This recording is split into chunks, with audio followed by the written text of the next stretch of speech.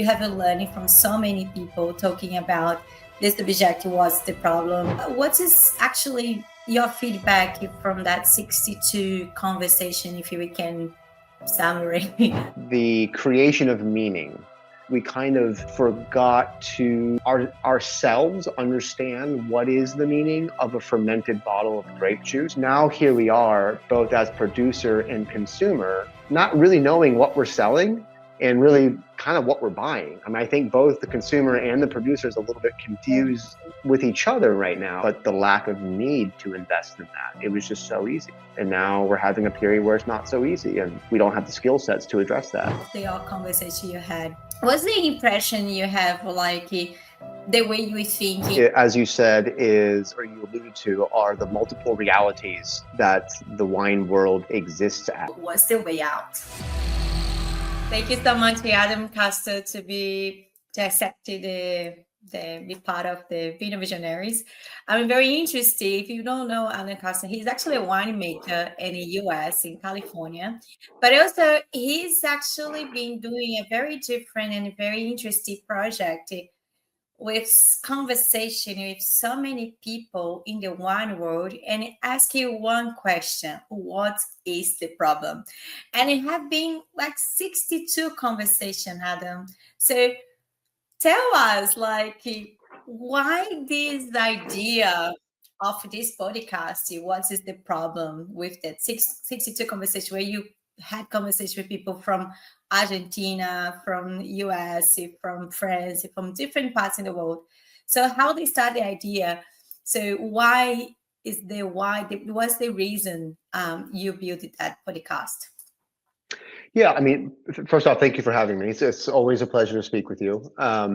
I think the briefest way to explain how the project came to be was the question that I couldn't answer myself, which is, what is the problem? I mean, obviously there are multiple problems. I knew that. It's an oversimplification, but it gets at the point of what solutions that I am either applying or wish to apply are addressing what problem. How would I go about measuring the effectiveness? And how could I possibly plan or project an investment strategy or adaptation strategy if I don't really have a good idea of what that is, what those things are, what that means? And so, I mean, my entire career has been built on basically listening to smarter people tell me things that they know. And so I thought to do the same thing. And I didn't begin with the idea that it would be a podcast or that it would even result in 62 conversations. I really just thought, I wonder if there's a couple of kind of older statespeople, more famous people that I've met over the years. I wonder if they would speak with me on this subject. And then I mean, obviously, I think I assumed it would have some appeal to some people, but I was very surprised at the impact of the reception had, the impact that the podcast has had. So it ended up kind of developing into this 9-month-long project and speaking with 62 wine professionals around the world, academics, researchers, producers, journalists, importers, distributors, Nigeria, South Africa, Australia, obviously throughout the US and Europe, really quite a broad range. And the intention there became how broad of a data set can I capture and how quickly can I do it? Because the longer the project went on, obviously the more the conditions of the times change. And I was trying to at least get a snapshot of a moment as best I could. And the best I could do was 62 people and actually about 8 months in the end. And now the next question probably is, what do I do now? So now that I'm done, one of the people that I interviewed for the project, Dr. Magali Dubois from the University of Bourgogne, suggested that we produce a white paper from the information gathered, which is essentially Greek to me. The meaning of that is something that I'm learning as we begin the process. But I hope to yield some real information from this In addition to that, obviously, I've learned myself, which is the ultimate goal. I mean, I now have a better idea of what to do. I'm applying some of the lessons to my own business, and I hope to continue sharing with people anything that I can as whenever I can. That is a great initiative. I do like the paperwork. I really hope it to be able to access somehow this paperwork, because it would be amazing to see some of the ideas and maybe the controversials of my own thinking. I guess it's the good thing to learning when something else to say something you didn't think, or maybe going, I guess, for your first idea. But my question is, like, my second question for you, Adam. This is amazing. Congratulations for for the initiative. I think you probably make a lot of your new friends in the wine industry, I guess. But And, also and just some enemies, by the way. just the initiative of to actually building something it be useful for us to just to see where we at the moment and what's maybe going to be our future. But also, like, what is the, like, probably the way you have been learning from so many people talking about this subject, what's the problem, and then they see the different views of different people. You probably start to build like a puzzle kind of a thing with different pieces here, there. So can you, I know it's not completely by university, because it's you are in that process. Your white paper is not ready yet, but just your perception, like after your conversation you had, what's the impression you have, like the way you were thinking, and then more around the world, because you probably had some conversation in US and you noticed the people in US thinking they in one way, and then people in Argentina another way, and people in France another way, people in, like, there is any difference of the way we are thinking because you're in different regions. What is actually your feedback from that 62 conversation, if you can summary? Yeah, so like what Yeah. was the big perception? Yeah, I mean, well, the first thing to note, as you said, is, or you alluded to, are the multiple realities that the wine world exists as in different places in the world. I mean, we're speaking with an importer in South Korea versus an importer in Nigeria. Even though they share essentially the same function, they're serving and living, occupying very different worlds with unique, obviously unique demographics, but unique challenges and strengths to their particular culture, language, economy, and other sort of prerequisites. And so, experiencing that was, for me, I think, one of the more surprising parts of the experiment. The world of wine is a term that we use so frequently, and I've worked abroad and I drink wines from around the world with great regularity, and so to be confronted with this fact that I have experienced and engaged with a very small, very biased section of that world was embarrassingly a little bit revelatory. Um, so one, that was a big part. Like, there is no the problem. There's never going to be the problem. There's just problems that are unique or relevant to any individual in location and period and time and business. It's a broad distribution. But that said, there are, I think, two main categories that emerged. They're probably quite obvious, but there are problems that wine has created or is responsible for, and therefore probably has the obligation or the interest to address. And then the second category is the problems that we are not responsible for, we did not create, and we might find it harder to address, For or maybe example, not. economies, Trump and Exactly. things like that. Yeah. Okay. Exactly, like macroeconomics, demographic changes, technological changes. Like, there doesn't mean we don't have some need to respond. It's just we didn't create it.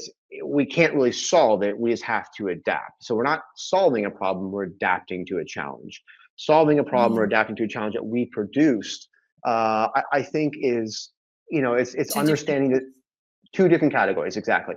Yeah. So those are the two main groups, and then with under those are, sort of our infinite, labyrinths of networks of problem that have a great deal of overlap as well. There's isolating these as individual concepts is itself quite a challenge. Interesting. Very interesting. You telling me that because yeah, I probably have been never noticed that some of the things actually I'm saying is more related to the second category. There's actually the what the problem the wine would actually created, and then it's good to hear that because yeah, it's actually clarifying something in my way to think in my mind. So talking about these two categories, we have a third one that's one specific to a country or a person or a business. Okay, that is something much smaller. And then we have these two big categories where we can apply in the wine world. So let's talk about the first category. Like what do you learn from the what's the problem the wine world actually cause? And we actually, most of us is actually aware about it. Yeah, I mean, what comes to mind, I think, what comes to mind first is, and this is something that will appeal very much to you, I think, is uh, the creation of meaning.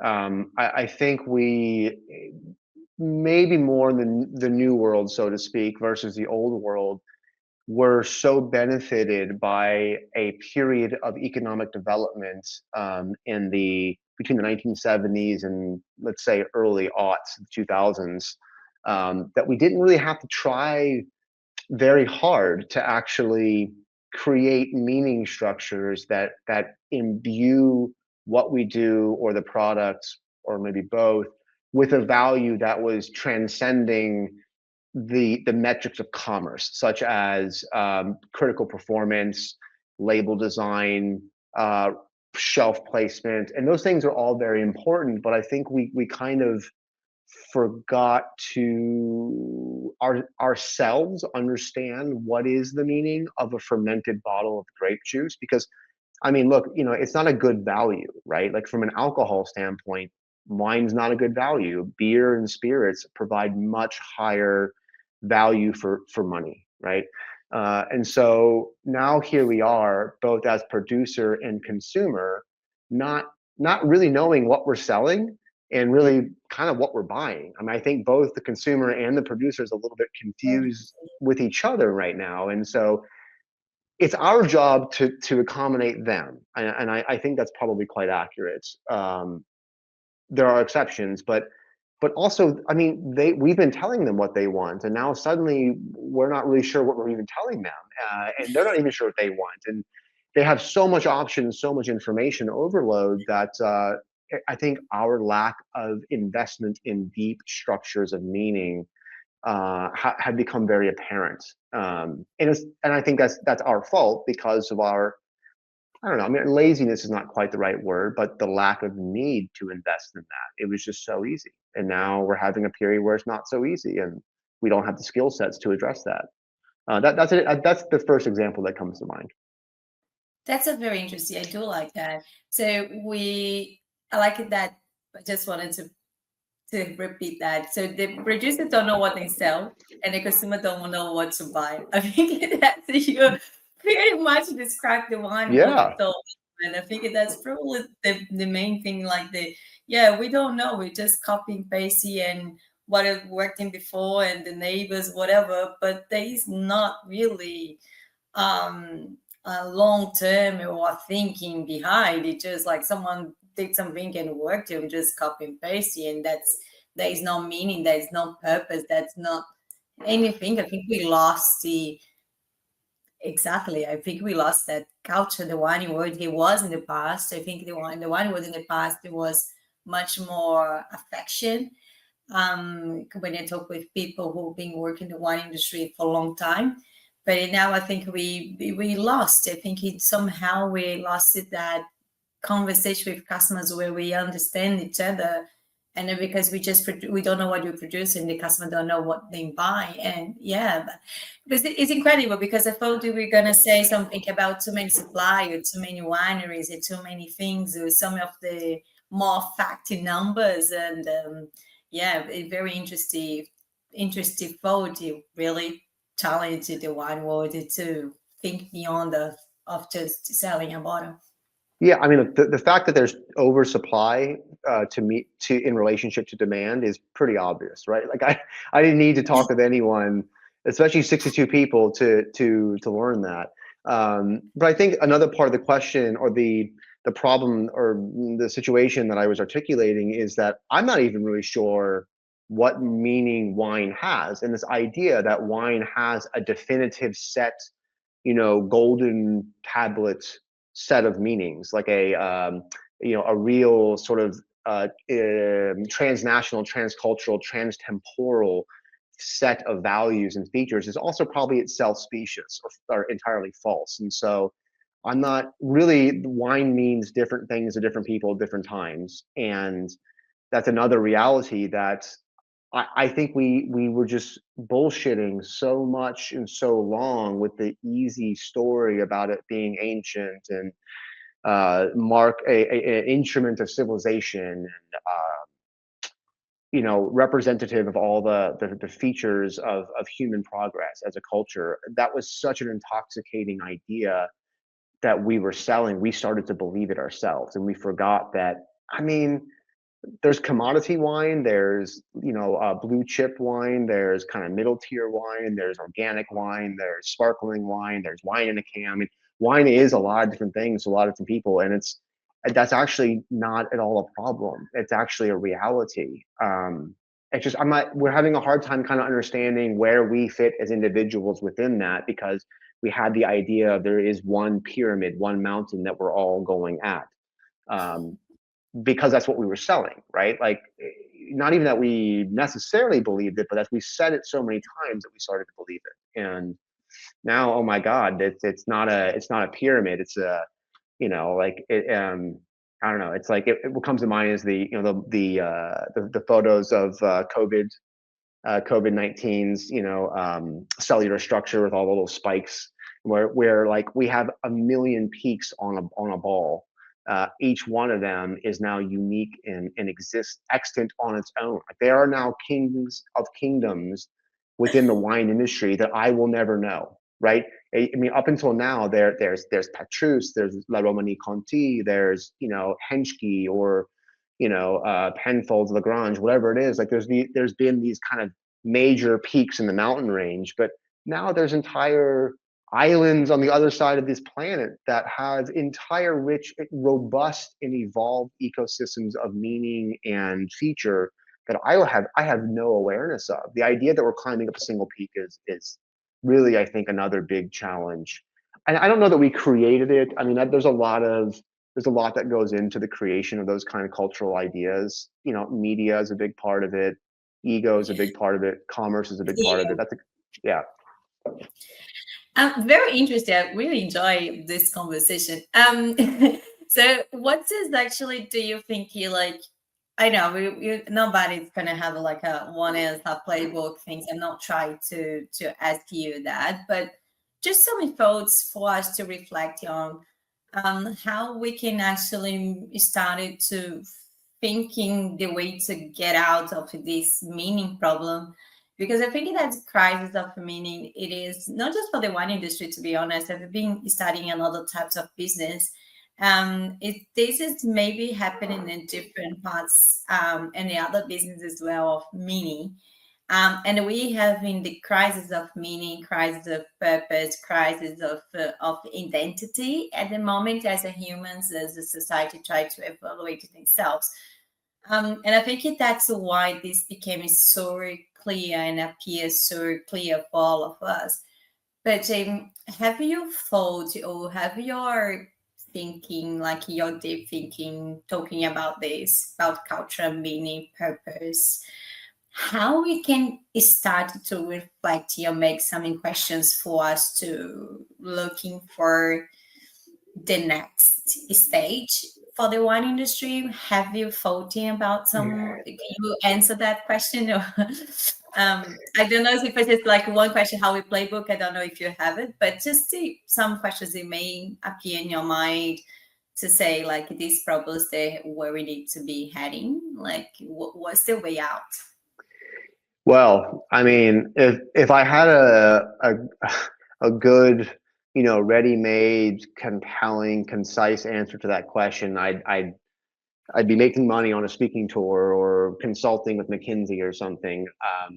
But I don't. The best I can do is to say that, as you point out, like, this is not a crisis of meaning, identity, and our relationship with these things as individuals and cultures that is unique to wine. It is certainly a problem or a dynamic, whatever it is, repeated, iterated infinitely around the world in almost every category of life now. So to that end, my God, I don't know, ride it out. I mean, hopefully, hopefully the storm passes you by and you survive. Which brings me to part two. The solutions really are, they are specific to each individual operation. However, for myself, I can anecdotally describe some of my solutions, which is, one, understanding that I'm never going to be everything to everyone. There is no individual mountain that I myself or my customers are now tasked with climbing. We are not trying to bring them up a ladder of cost, to graduate them throughout tiers of price for product and volume of product and purchase and retention for membership clubs. None of that's really going to matter. At least it's not going to be achievable on the means that we have been achieving it. I think we have to be a lot more comfortable with the fact that you're just going to have to figure out who likes you, what it is they like about you, and just focus on them. Except which obviously implies an acceptance of not getting the other people. I mean, I think we have to be willing to lose most to keep some.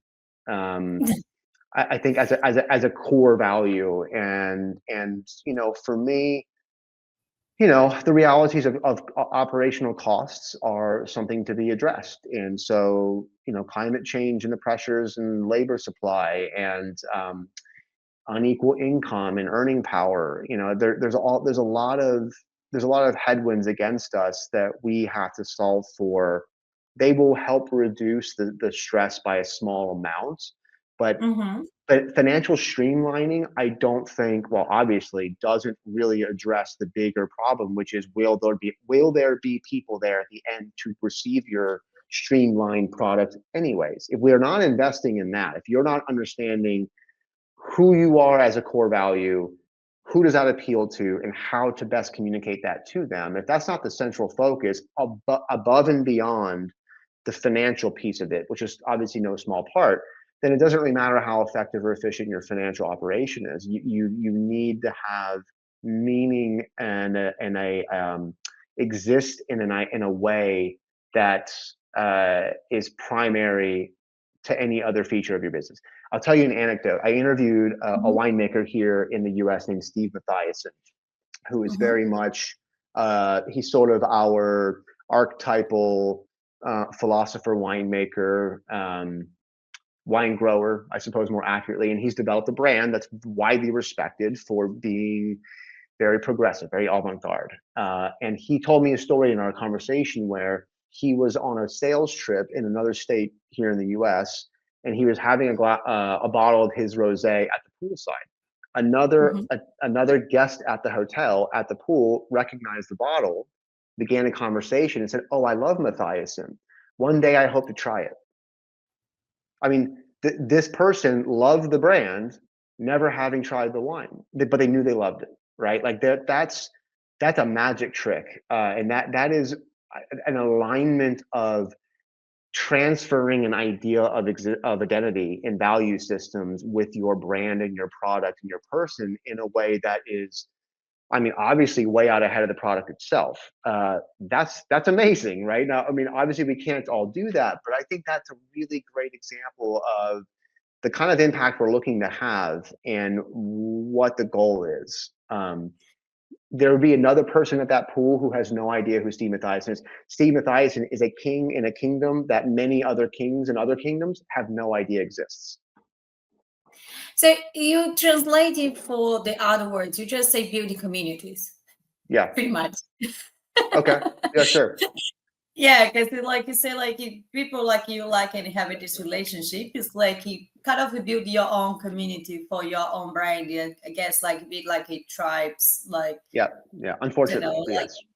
yeah. So that's pretty much that's how I see it as well. Like we heading so like you have the people you like, you give value for them, and you create value for those people. So that's how we can they actually can be advocate your branding and in other places, and that's how you grow your community. So that's probably is going to be towards like it to have a meaning and a purpose. So those people who's with you, they have the same meaning, the same purpose, and that's how you're building the brand themselves. So that's just to translate it on the marketing ways. Do you reckon it's going to be something on these lines? Just correct me if it's not. Yeah, I mean, again, like I think it's specific to each individual situation, but I think broadly speaking, in fairly abstract terms, I think that's a way to put it. I mean, the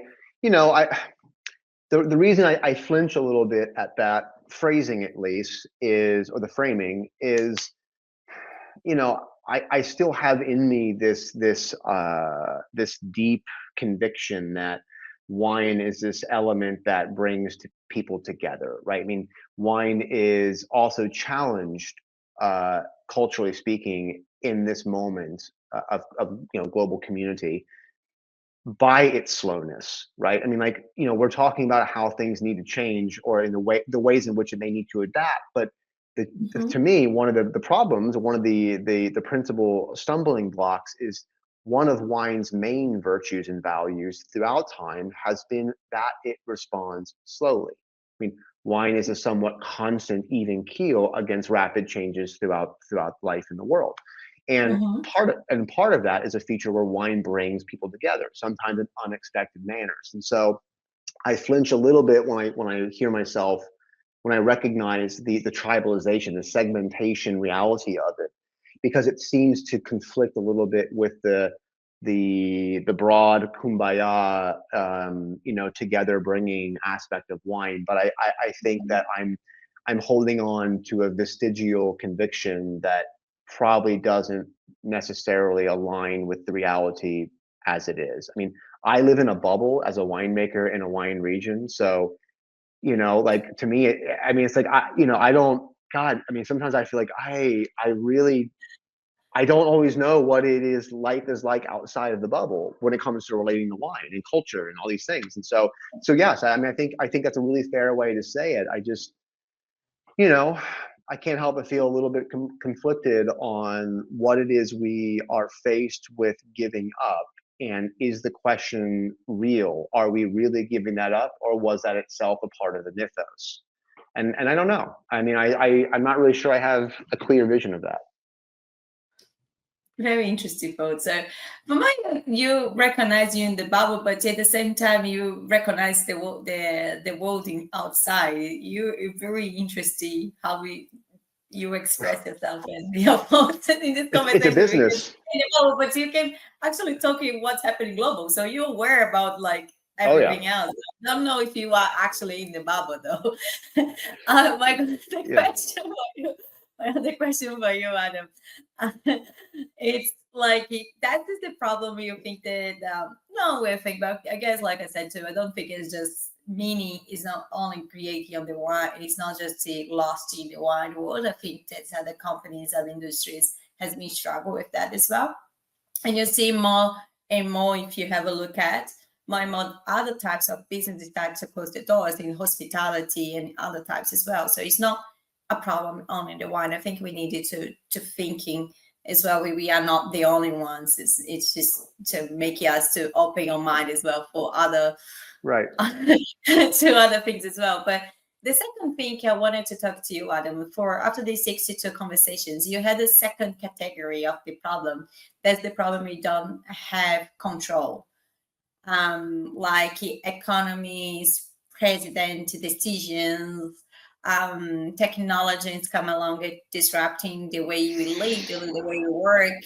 And then those conversations when you're talking about those second category problem, How do you feel the wine world has been adapting to these new challenges, or they and then taking this in a different perspective, and then try to build in different narrative, or they are try to protect in the past? My questions with that as well, it's because there is a big war about healthy wine is healthy, wine is not healthy, and I don't think we don't have control of the information of a third party who put in different research about the alcohol. And I guess this is something as well, we don't have a control of this either. Plus technology, plus Trump, it was different decisions he has made it that's making harder for importers, etc. So how your visions about those things and the conversation you had, like what's the perception of the wine world towards that? We adapting, we change narratives, so we're fighting. What is the how do you see everything? Like just from the conversation, what's your thoughts on that? Whew, it's a it's a series of really long interconnected questions. I mean, we've already you can see already in the conversation we've had how much crossover there has been from category one into category two. I mean, we've even in trying to discuss the category one, it was hard to contain it from not bleeding over to category two, which is reaching into the sort of meta factors of life in the world and how that affects even the category one problems. And the second point that you made in that question was wine is not special, right? Like, which is a fact I want to underline a little bit because, I mean, look, again, I'm a winemaker. I love wine. This is my 24th harvest this year making it. This is what I do. This is my profession. This is my life. I'm pretty invested, but wine is not special. It doesn't matter, right? Like nothing. No side of the bubble, Adam. Yeah, well, I mean, it's just not, and so get over it. But then again, stars are not significant. Like ballet. I've said this a few times, but like ballet is just spinning on your toes. Painting is just smearing colors on a surface. And like nothing really means anything more than the meaning we give to it. So, that said, the issue of meaning creation is still the most significant challenge that we face, and the way category two problems influence or inform that. You gave the example of the perception of healthfulness. We can't control that as producers, and in fact in the US where there are some legal regulations or prohibitions on what we can say, statements we can make about the healthfulness of alcohol because there's a conflict of interest. And so yes, the narrative is being managed and directed by third parties. And I think we have to address it. But I think one of the things that I've come to appreciate more throughout the conversation series that I had is people really don't drink wine because they think it's healthful. They might not drink wine because they think it's bad for them, which is a different point. But they probably don't drink it explicitly because they think it's good. Nor should we pursue a messaging strategy that represents wine as a vitamin pill, like right, like a medicine. I mean, like really, that's conflating the value of what it is that wine is offering you, which is good feelings, good moments, good times, good food, a pleasurability and an enjoyment of life that is transcendent of the category of managed physical feature. Now, that's all within the framework of moderate, responsible consumption, right? So I think that the wine industry is coming, the way they're reacting to this is slow, but I think it's beginning to take the right direction, which is the response to this isn't to try to counter these messages, health being one of them, but to live by example or to show example, right? To demonstrate the value. It's easier for me to like open a great bottle with you at a dinner table over a great meal and you understand the purpose of the value of that than me to try to describe it to you. If I try to describe to you oh, hey, this wine's great with this dish at this table with these people. Those are just words. But if you can see it, if you can feel it, if you can have a moment of insight to it, um, the rest of the calculations become a lot more vague. I mean, people eat sugar, people eat fats, they eat meat, they watch TV, they do all kinds of things that are not in a certain measured manner necessarily explicitly good for them, but they still do it, right? Because there's a tangibility, a familiarity with the value that it offers. Again, like the way to I think the way to counter almost any of the challenges regarding messaging in the popular sphere around wine is demonstration. Um, Give the we have example. to be the people. Be the people. Live that life. Be that person. You will have impact. It's like being kind.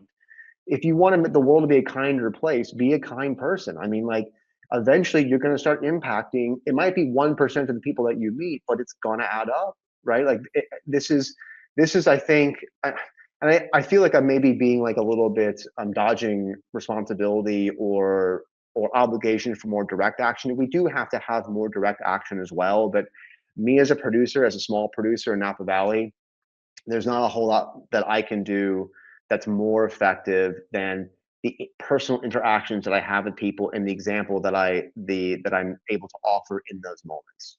Um, we could extend that further into how our brands represent things like healthfulness, but it's a hard question to answer more precisely than that, because it's the solution, the response appropriate is really, really relevant, relative rather, to each individual being asked that question.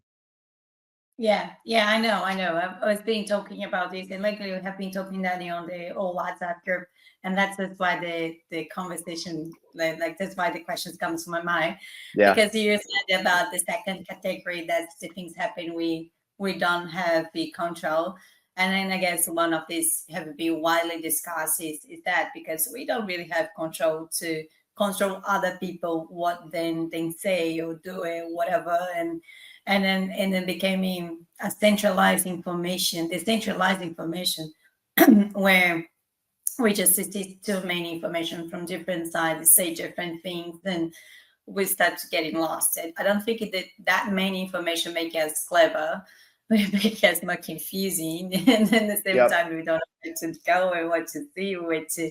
Yeah, I think the more and more information and less meaning, it's making us in this completely. I Yeah. think you said everything. Like, I think the biggest problem, to be honest, and that's very hard to get the solution from, it's having this conversation with you, is actually that it's too much information and less meaning. And then that's, if we can finalize the conversation, is pretty much what we've been talking all the time. It's like, it's too many people say too many things, and information's everywhere about everything, and but that's not necessarily making us more knowledgeable, No. because No. No. I mean, we would be the smartest people ever to walk the earth at this moment, if that were true. And I'm sure someone out there listening is going to point to statistics that show that we do know more than anyone before. I know that we actually have more information in our heads than any population of human before us, but we don't seem to be making better decisions because of it. So the impact of the information doesn't seem to be related directly to the quality of behavior as result. So funny enough.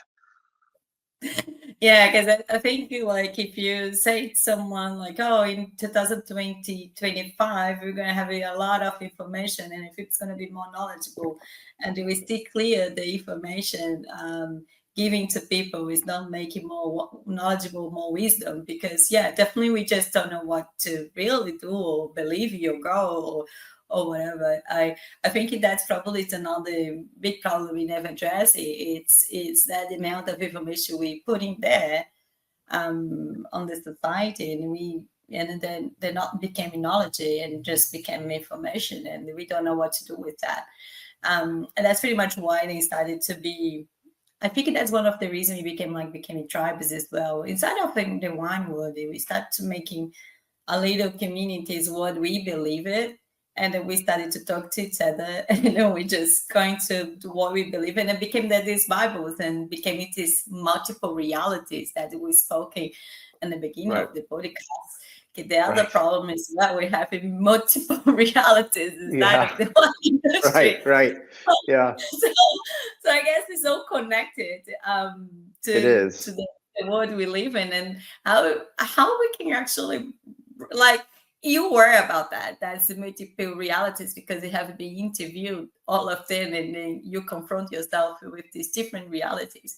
But do you think they actually know there are other realities than the realities they created and the perception they all have? Like, because that is something else, because the algorithms and the Instagram doesn't help. But when you believe something, they just show you what you already believe. And then we became Yeah. Yeah. how are And we that gonna break. fix that in multiple realities?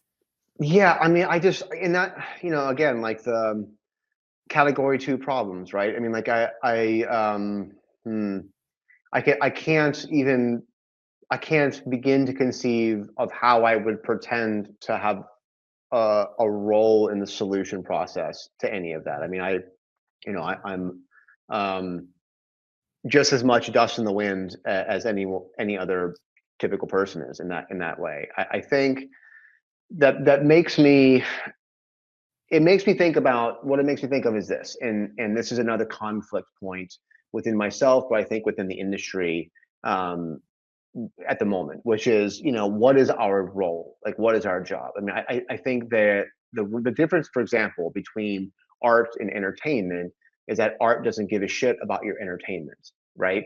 The role of art, the purpose of art is not to entertain you. Like that is, if you think that, don't, because you don't understand art. Wine is obviously meant to give pleasure, right? To which is, I suppose, analogous to entertain. But within that, one of the reasons that wine has proven somewhat resilient across space and time is it does provide a progressive series of challenges. Like as you Mm-hmm. continue to learn more and explore more and taste different things and your taste change, etc. There isn't a The point is that there is some imposition of challenge posed along the way, many times in many places by many people. And I think we have to be careful in terms of the main creating and maintaining meaning process. It can't be just personal meaning, or at least not shallow personal meaning. There has to be some challenge in wine as well. So I worry a little bit about over correcting into providing quite explicitly exactly what the consumer wants. And I know that's really that's the job of us, our job as a business. But Mm-hmm. there is, in relationship to the multiple realities, we all can't speak with each other anymore. Part of that, I think, is we've removed challenges from ourselves and from each other. Like the algorithm doesn't challenge you with the confrontation of countervailing information, right? Like it or contradictory. Like it doesn't challenge you. It increasingly cloisters you in this warm blanket bubble where you're spoon fed regurgitatively the same thing, and that is a problem. So I think wine has to be careful not to slip into that because it's expedient commercially. I mean, that's probably a little too self-important, I think, but I do think we have some still cultural relevance or power or potency as part of the art entertainment complex of consumer goods, wherein we kind of who we are and what we do and how we do it does have an impact uh, on the consumer as much as the consumer has impact on us. And Mm-hmm. so one of the ways I think maybe we do have a role to play in slowing down the calcification of that information isolation bubble thing is not forgetting that we can pose small challenges. Like that challenge is a feature. It's not a bug, it's a feature, right? Like that's I don't know, that's something that we have to, I think, be quite delicate with as we provide the solutions that really deliver the goods that the consumer demands.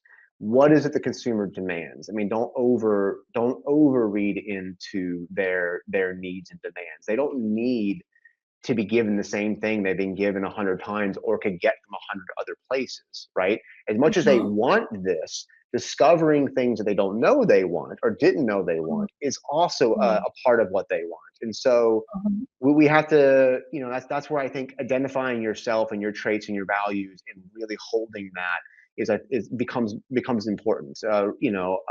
In actually being able to generate that kind of resilience of messaging and offering.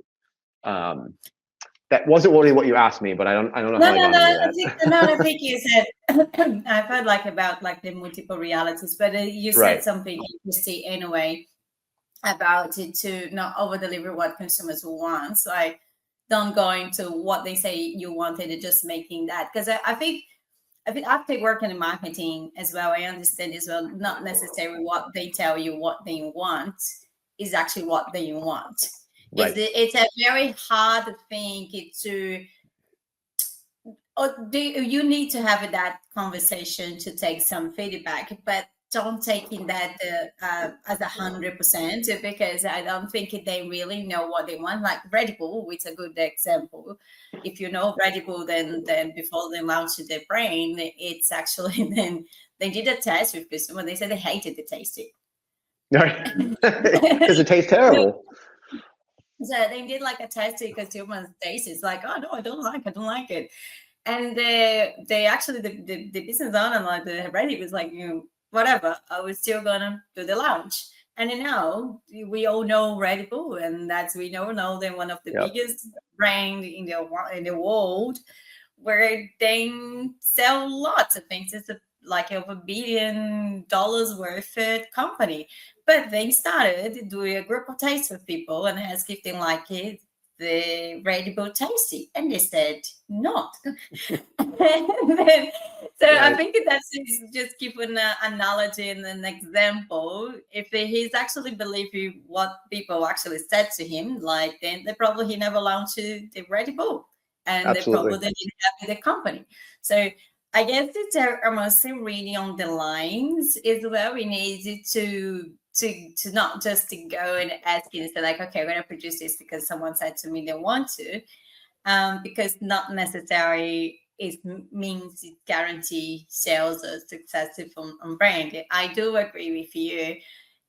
You need to have a look beyond that's already there, and try to bring different ideas and things like that, but not necessarily just asking consumer what do you want and then produce that for exactly what they want. I think there is a balance and a line. I do agree with that, because I think most of the time they don't even know what they want, to be honest. If you make a question and it's like what I want, and then that's probably lots of people don't know themselves. They don't know what they really want to until you come with a solution and making their life better.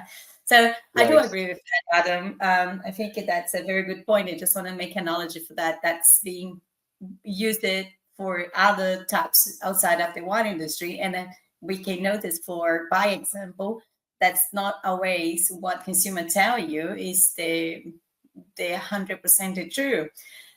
And also they need to see what type of consumers tell what you do as well, because I have a book as well. It's called innovation, dilemma of innovation, where they told the same thing, what the type of consumers are you listening to, because the consumers at the same time they can build your success, but also can be your decline. And I think that's probably one of the dilemma we actually getting now in the wine industry, because by listening to the consumers who tell us the way we do think is great, we are losing the new generations, because they not have new values and adapt to these new values. So how do you see on that dilemma of innovation? Because there is a lot of people like the wine industry how it is. We don't need it. So but at the same time, these people who is buying actually making the money today for a lot of business, you need to recognize that. It's 70 years old, and engage with my age, your age people as the same we did in the previous years, like decades ago.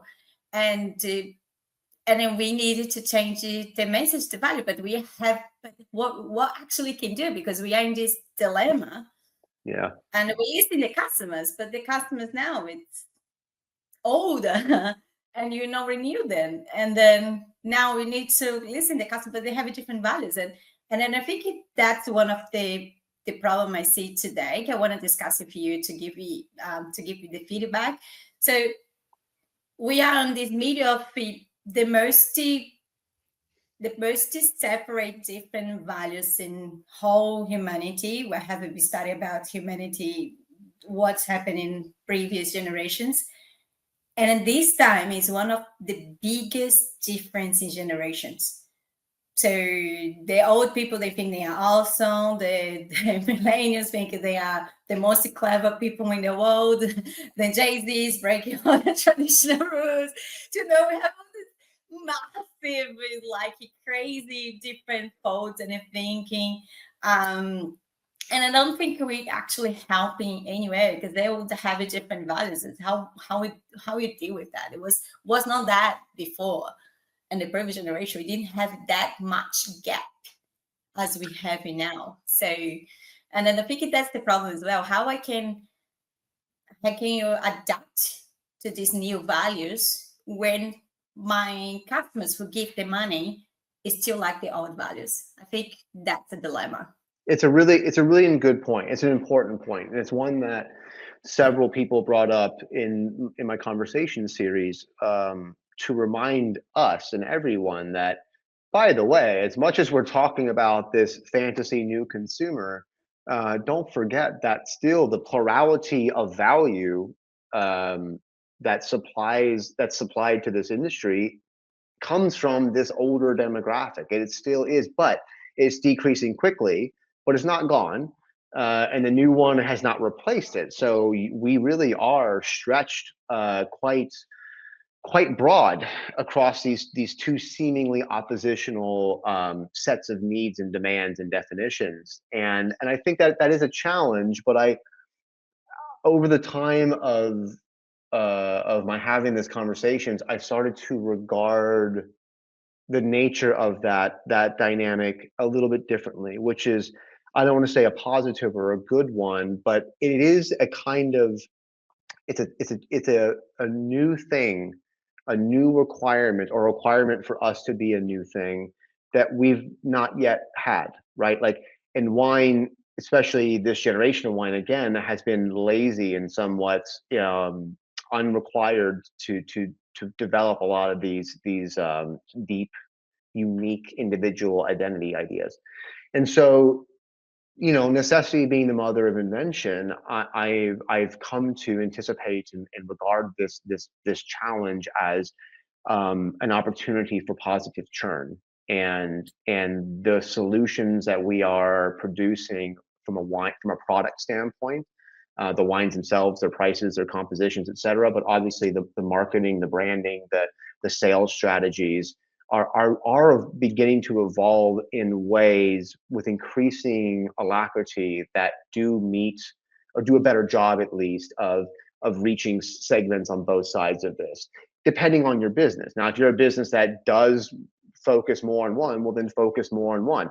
If you're a business that is focused on the older set, that is a challenge, because eventually that will expire. So I hope those people are invested in maybe some transference, kind of strategies. But this pressure being applied to us is, is I think a little bit welcome in my point of view. We really needed it. Like we were fat and happy and lazy and overfed, and now we've just got to be a lot of things to a lot of people, and it's forcing us to do things, explore things, and invest in things, and become things that we never otherwise would have to become. And that is making us better.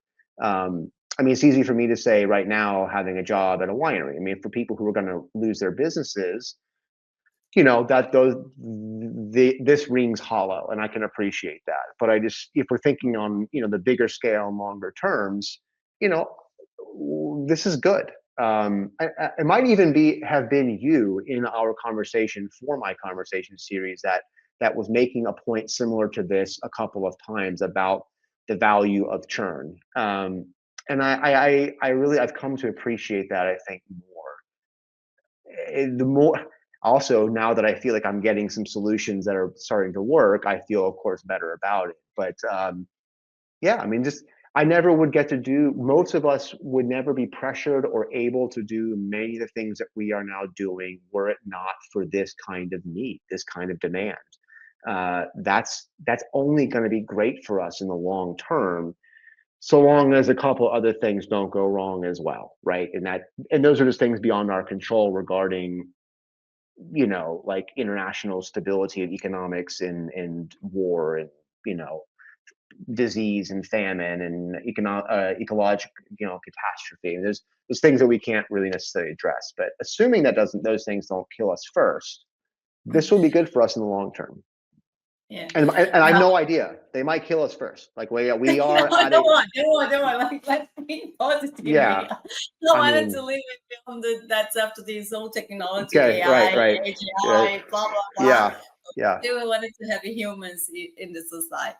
But yeah, I think this was amazing conversation because we're talking more about the problem beyond of what most people seek. It is people just thinking problem is only marketing, and I like your approaching about a much more deeper thinking. And I think that's generating more information because I think most people just say like, oh my God, you just need to market it, we just need to change it. And then I was that in the beginning as well. I need to be wary, I need to put it myself in there because I thought it was just change the language would be fine. But I haven't noticed. So this after talking and have to be more deeper in the situation, there's much more than just marketing. Marketing is part of, but it's not the whole problem. And that's exactly what you're bringing now. We have challenges on what we actually with the different generations ideas and new values. We have challenges with too much information there, and we have challenges with the meaning. So that is pretty much the three things we cover today. If you can just making that, and that these things we can't have a control with the message, the disasters, the winemaker. It's very hard thing because you just have once a year opportunity a year to make your wine, and if that is gone, it's terrible. So if you have some natural disaster, it's harder as well. So we need to get account all these other challenges. It's became in the wine industry, became one. That's probably one of the reasons we are very hard to adapt it and change it, because we depend so much of the nature as well to make your wine.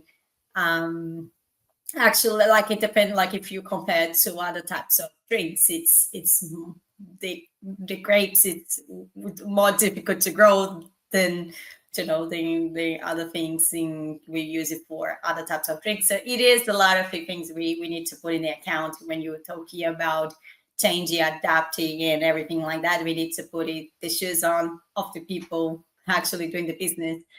But the other three, their last questions, I just wanted to give like this little summary where we spoke today.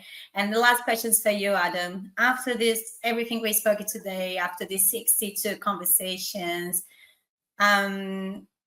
what actually changed on you from the Adam 9 months ago and then now, after these deep reflections and conversation with different people? I guess your 9 months is actually almost like you were born again.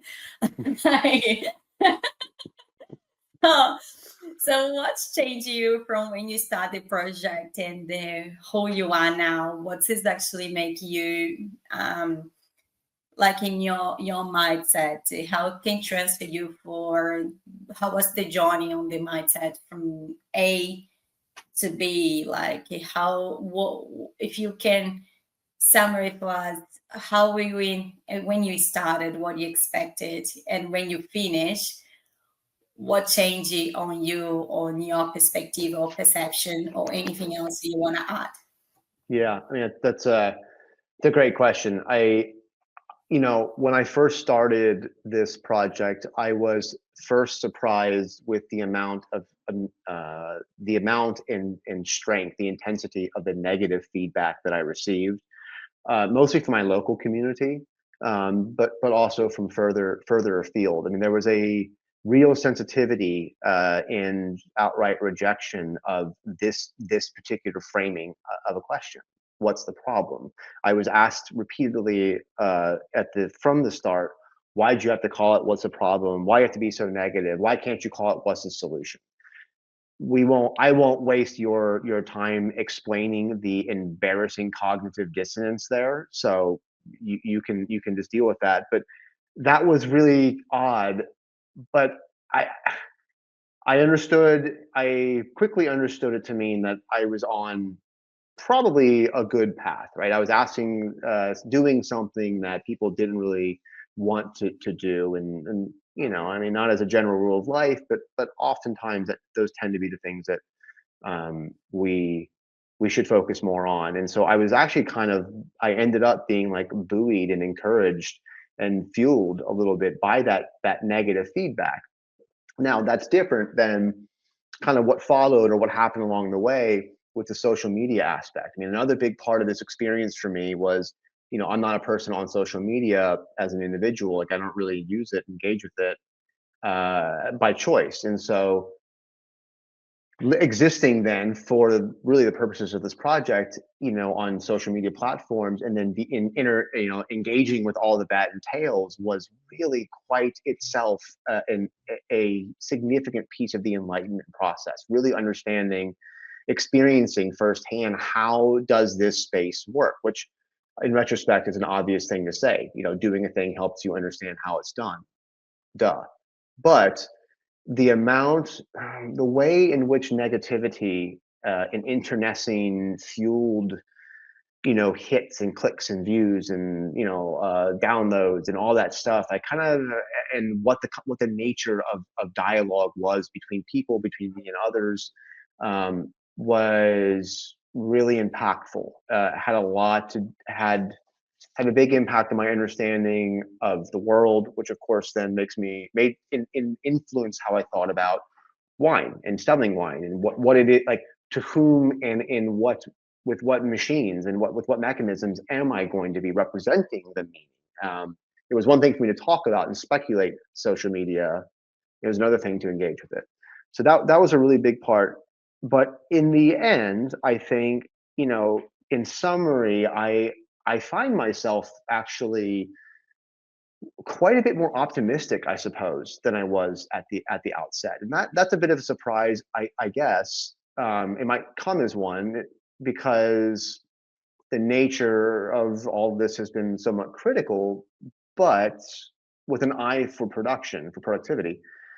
And I understand now, by engaging with the world and having a more firsthand experience with what that means, that there are just many spaces, many people in many places where success will be had, is being had. People have been resilient.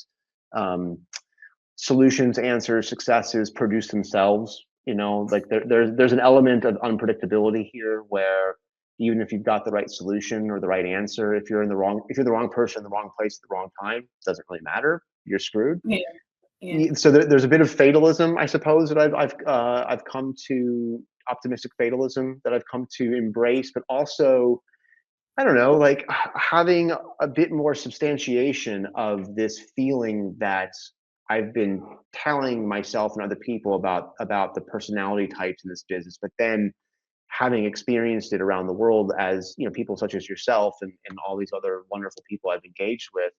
There's just a lot of goddamn smart people out there who are really passionate and really into it, and the sky is not falling, at least not for all of us. We will find ways through, some of us, those of us who work at it, and it's probably going to come down to the usual combination of life, which is, like a mix of skill and good timing, which is to say luck. And I can't really control that, right? Like, most of the problems are beyond my control. All I can Yeah. do is be an example to the best that I can, and that's really actually probably the most effective, productive, prudent thing to do. And that's now evidence. That's built on more data that I feel more comfortable to rest on. And so for those reasons, I feel a little more optimistic actually that about the fate of our industry and the fate of I feel probably more pessimistic about the fate, our fate as a species or as a civilization, but that's totally separate from us as an industry. We will continue to exist and be fine, just fine. We're going to change. We're going to keep changing. It's going to be fine. Um, those are obvious thoughts to you, to someone like you, I'm sure, Yeah, but yeah. but to me I they think were you just revelations. I think you just to resume what you said is just like you open your mind and you be like for more to be optimistic and to be say we be fine by whatever coming, we just going to adapt it. So you open your mind on this process of these 9 months where, and then I guess you pass it through one of the things we are all scared of is the validation. The validation Mm, of people, because at the moment if people be more negatively, you don't have the validation feeling that the natural humans likely to have it. It's pretty much like going through. yeah, yeah. That's a very incisive Like observation. Yeah. that. Sorry, say. That's a very incisive observation. That's very accurate. That's a very cutting and deep reality of I suppose being a person. Yeah.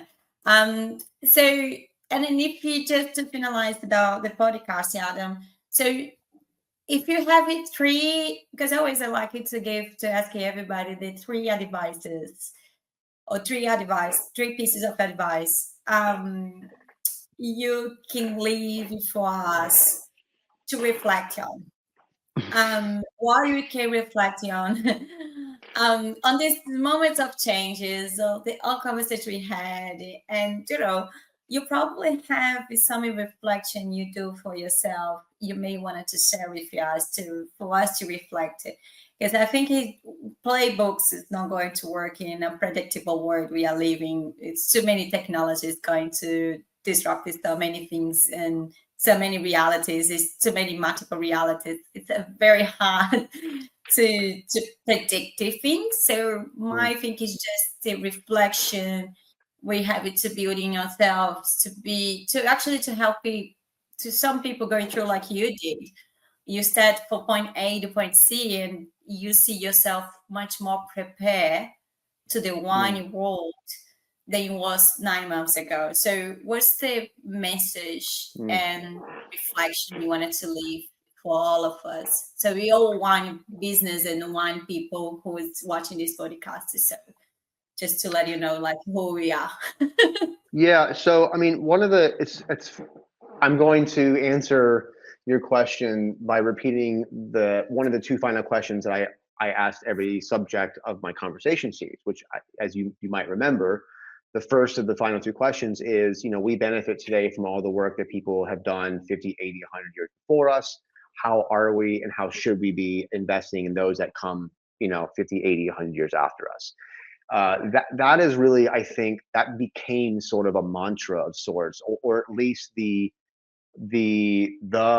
question that encapsulated best, I think, much of the concepts and ideas that we were discussing or getting at, or I wanted to. And so to that end, I would say, seeing yourself as a point in a continuum or a point along a continuum rather than a terminus is a really important way to understand your role in this business. Let's say, you know, we we have all the things that we now stand to lose because of everything and everyone that came before us. We do have to understand and appreciate and be responsible for everyone and everything that will come after it, and what we will leave and contribute to that. And so, if I think if we continue to focus on that, all the decision the decision tree that stems from that particular sort of point, I think are off to a good start. That's a fairly good starting point to be addressing any of these challenges that we are. I mean, there's always going to be more pressing, more realistic, less existential moments, but that is really, I think, what I have been feeling and saying most. That seems to be resonating most recently. So that's one thing. I don't know if I can come up with two more things. So I don't know. Yeah, I mean, I mean, that's a good one, I guess. Like, I mean, look, like there'll be. We can't take ourselves too seriously. I mean, that's another thing I think you'll appreciate. Maybe it's like we've just taken ourselves so goddamn seriously in wine for so long. And we have to, because it's a high value product. There's a lot of people that live, who make a living on our businesses, and there's a lot of money and capital at stake. I get that, but it's serious. It doesn't mean taking your job seriously doesn't mean you have to take yourself seriously.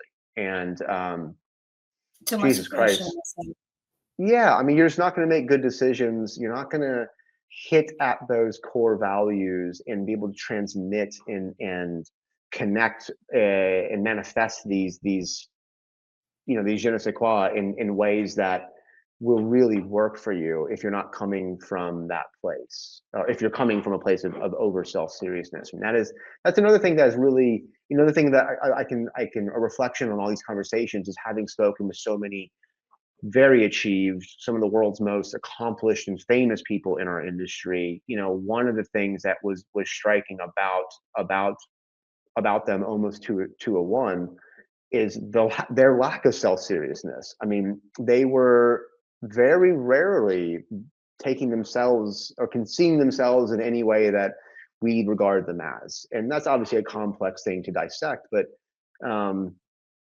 I mean, Jesus Christ, we just have so much self-seriousness, and it stinks. I think people smell it.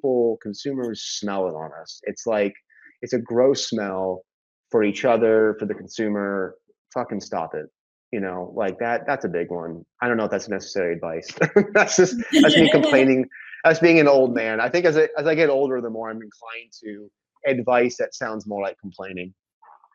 No, but it is a good one. You just said it, like to take the life a little bit less pressure too much, and taking a little bit fun on the way on the journey. That's making your brain go into the right direction. I think it does. People feel it. I mean, that is really true.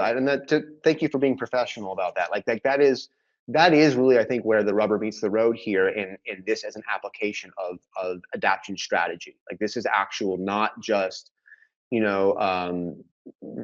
stoner talk. This is really actually material to a business, and I experience it on a daily basis. When I believe what I'm saying, people respond to it. Like, when I'm acting from that place, people connect, and the success level is an order of magnitude greater. It is a palpable, measurable impact. So yes, that's a real thing. Yeah. No, I think that's amazing. I really enjoyed this conversation, Adam. Thank you so much to share your time with us, and then just giving like your thoughts and everything you learned from.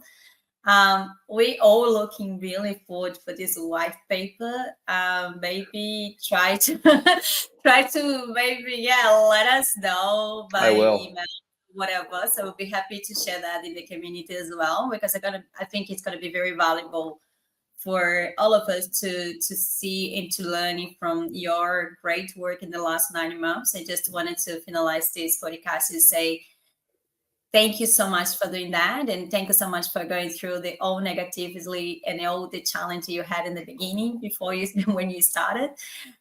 Was a very good proof and showcase and example for all of us of courage.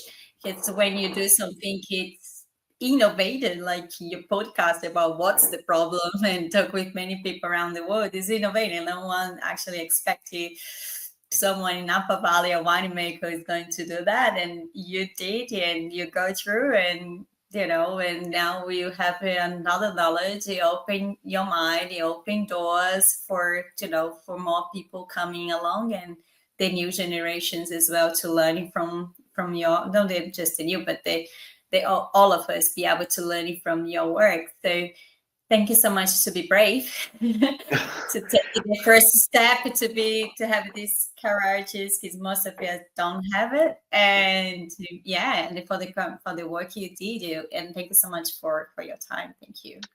Well, thank you so much for having me. It's always a pleasure to speak with you.